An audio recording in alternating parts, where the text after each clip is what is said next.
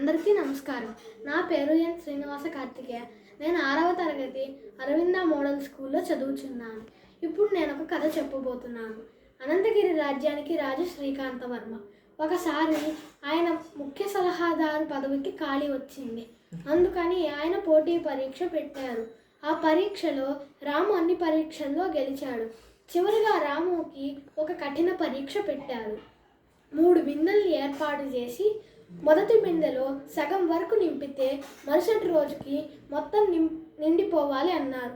రెండవ బిందెలో మొత్తం నింపితే మరుసటి రోజుకి సగానికి రావాలి అన్నారు. మూడవ బిందెలో అసలు ఏమీ వేయకపోయినా నిండిపోవాలి అన్నారు.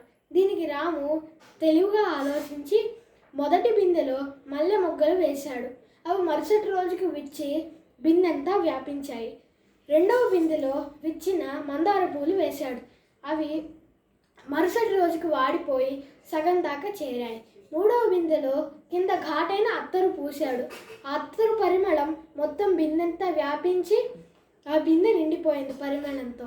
ఈ విధంగా రాము పోటీ పరీక్షలో నెగ్గాడు. ధన్యవాదాలు.